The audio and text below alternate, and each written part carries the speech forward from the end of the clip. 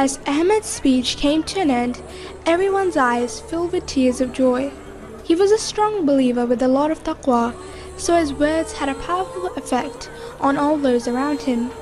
People began to surround him, giving him letters and gifts that they wanted him to give to Imam Hassan al-Askari. People had come from all different places to Qom, many not even knowing who he was, just to make sure they could give him their gifts to deliver to the Imam. Ahmed carefully put all the letters and gifts on the side of his horse's saddle. After packing all the letters and gifts, Ahmed climbed up on his horse and grabbed the reins. Once again, he bid farewell to all the believers and began his journey. As Ahmed's horse began moving through the village, an old woman came out, waving a small woven cloth at him. "Wait, wait, dear boy, wait!" she cried out. He stopped in front of her and got down from his horse. She handed him the cloth and said, "Oh my son, please take this gift to my mom on my behalf. I weaved it with my own hands." He took the woven gift and noticed it looked very old. The old woman noticed the disappointment in Ahmed's face and said, "My son, I know it is not much, but I have hope that my mom will accept it, and maybe, just maybe, he may pray on it just once." Ahmed noted, ashamed of his attitude, and placed the woven cloth with all the other gifts and letters. Once again, he lifted his hand up to bid farewell to the old woman and those who were surrounding her. Many began to tear up as they said goodbye, wishing they were young and strong like Ahmed to be able to also visit their Imam. Ahmed's horse moved with so much speed and strength that it left a small cloud of dust behind him. After traveling for many days, Ahmed finally made it to the city of Samarra. As he entered the city, he was mesmerized by the hustle and bustle of the city.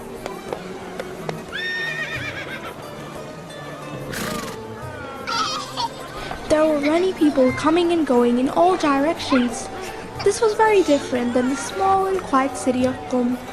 Ahmed did not know where the Imam's house was, but luckily he was able to find out from a man who was passing by. As he reached the home of the Imam, his heart began to race. He couldn't believe that he was finally about to meet the Imam. Ahmed got off his horse, grabbed all the gifts and letters, and knocked on the door. The Imam called out to him to come inside. Upon hearing the Imam's voice welcome him in, his heart fluttered. He wiped the tears that were running down his cheeks and walked in. When he entered, he saw that the Imam was sitting and writing a letter, and a beautiful child was playing beside him. This child was no more than 3 years old, but he was paying very close attention to what his father was doing as he played. Every time the Imam stopped and wrote something, the child would smile and look at his father. He said, "Salamun alaikum," and lovingly hugged the child and kissed his forehead. He put the Imam's gifts and letters on the floor and said to the Imam, "O son of Rasulullah, I've come all the way from the city of Qom. I have many questions to ask you, if you will allow me." The Imam placed the pen down and smiled. He turned towards the small child in the room and kindly said, "My dear son, please come over here." The Imam said, "O Ahmed, please ask my son al-Mahdi the questions." Ahmed was surprised, but he knew his Imam had a reason for everything, so he sat next to the small child. His heart stopped as he quickly realized that he was sitting before the next Imam. He bent over slightly and lovingly said, "May my father and mother be sacrificed for you. I've been waiting so patiently to see you. I thank Allah for this great blessing."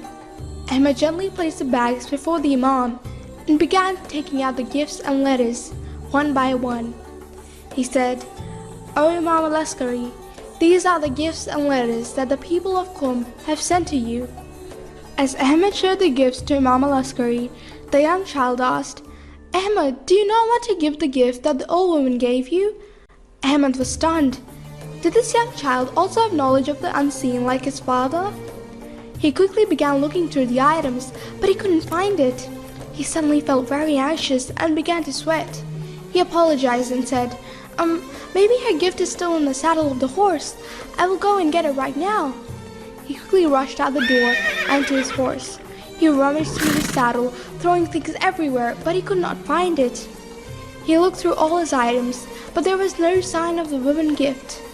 Ahmed was very upset and scolded himself. I can't believe I lost it.